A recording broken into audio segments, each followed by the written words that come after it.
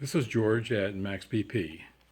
I'm going to demonstrate today the way to adjust the switch for the pitch light in the front of the machine. This is true for all the machines. The Pro machine is a little more complex, but certainly the Sandlot Slugger and the Max BP are adjusted the same way. There are various vintages of machines, and some of those are a little bit different, especially in the what we call agitator. This stirs the balls up during normal operation. Older machines had different types of agitators, but basically you have to take the agitator off to adjust the switch. Okay, the first thing I would do is to check to see that the switch in fact is at fault. The way to do that is turn the machine on, turn the feeder all the way off with the red hole about the 3 o'clock position. And then take the pitch speed mode and turn it all the way down to soft toss. That keeps the noise level down a little bit. Basically what you're trying to do is going in and you're going to manually hit the switch and then check to see that the light is coming on when you do that. So here it is with the machine off. The switch is in the 3 o'clock position, just about opposite where the red hole is right now. And you should be able to hear the click by putting your hand in there and hitting the switch. Then when you turn the machine on with the feeder off and the pitch motor is at the lowest speed, which is what I'm doing right now, just keeps the noise level down. Basically, you want to push that switch and verify that in fact the light, when I push the switch, the light is coming on. That tells us that everything else in the light circuit is working correctly, but the switch is not adjusted properly. On this plate that turns around, I'm going to turn that on briefly. On the plate that turns around with the red hole in it, it's feeding one ball at a time down into the machine. And as the machine turns, I'm going to tilt this up, but you'll see a white cam right here that is mounted to that plate. Every time that cam goes around, it hits that switch just like I was doing by hand and turns the light on and off. Some of the older machines, that cam was black, not white. Nevertheless, the operation was the same. So the next thing we're going to do is get down and adjust the switch. First thing we're going to do is remove the agitator. Just this type of agitator, which all the newer machines have, simply unscrews. So you unscrew that agitator like I'm doing now. And then there are either 4 or 5 screws holding this top plate down that the balls sit on, the black plate. There's 2 in the back, and there's 2 or 3 in the front. The newer machines only have 2.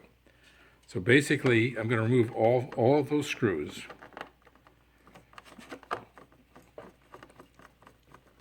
That one.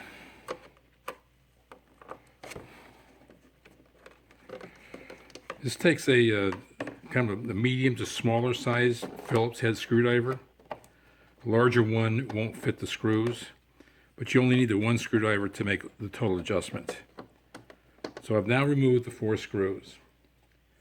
And basically I'm going to take this plate and I'm going to pull it toward the front. I want to avoid tearing this foam back here. So basically I'm going to pull it up a little bit and then pull it toward the front and remove the plate. Now we're down into the machine. And basically what we're looking at, here's the switch that turns the light on and off. Here's the cam that as it comes around hits the switch and then falls off the switch. Light goes on, light goes off. The adjustment here, basically, if the light is not turning on and off, either totally not turning on and off, or like intermittently turning on and off, then this switch is not close enough to the center of the machine, or close enough to the cam in reality. So what we want to do is we're going to take that switch and we're going to adjust it closer to the center of the machine. Now what I do is when I look at the switch, the corner of the switch and the corner of this metal bracket, you can see in this case, there's a slight overlap between the two. You can just barely see the corner of the green switch. And if it's not close enough to the center, obviously I want to move that green switch to the left or pivot it toward the left. The way this operates, this screw down here is a pivot point. So similar to the bracket I show here, this one is a pivot point, and the green switch can pivot in and out around that point. And you can see this is a larger hole. So the screw that goes into here, this is a screw in a washer, goes into here, and it allows you to adjust the switch somewhat in this range. So basically that's what we're going to do down here. I'm going to take this, I'm going to loosen the lower screw, maybe half a turn or so, and then the upper screw half a turn to a turn to allow me to, if I can get it on the screw, allow me to move. There we go. I'm moving the switch right now, back and forth.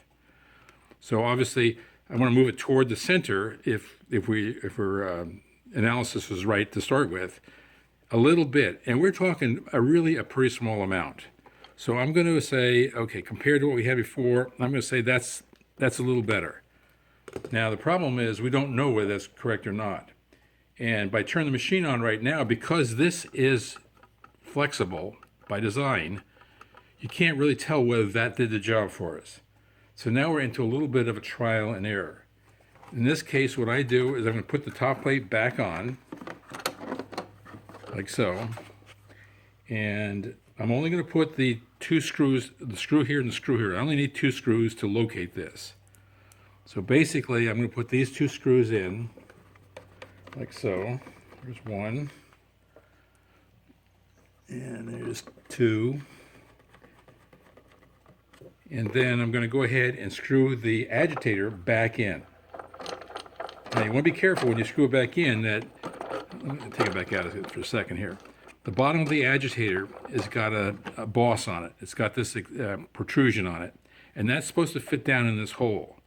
So if the screw is like too far this way or too far this way, when you screw this down, you may trap the top plate between the washer down here and the agitator. So you want to make sure that when you put this on, that once you get down to the point where once we're getting down to the point right down the bottom here, just wiggle it a little bit while it's still loose and make sure it's falling in the hole. And then it's easy enough to check it, because all you do then at that point is just turn the machine on and make sure, I'm going to speed this up, make sure that this is turning freely. Now I can hear the switch being made by the cam. So now the only thing to check is the light coming on and off like it's supposed to? And that just is a matter of observing the light. I'll just turn this on. There's the switch. There's the switch. There's the switch. Now, if that didn't do the job, you have to go back in there, take the top back, the agitator off, the top back off again, and go in there and readjust the switch a little bit further toward the center of the machine. And like I said, that can be a little bit of a trial and error. If you go too far, it can literally stop this plate. So when that cam hits that switch, it'll just stop it. And if you go too far, but not to the point where it stops it, you might see the thing kind of hesitate or have a hard time going past that switch. The cam, when it goes past the switch, it's got a lot of force on it. So you want to make sure you haven't adjusted it too far. But again, it's pretty easy to, once you play with it just a little bit, it's pretty easy to deal with that. That whole adjustment is probably a 5 to 10 minute job. The only thing you have to remember to do is put the last two screws in here. You've got these two screws in already, and that should complete the adjustment of the switch.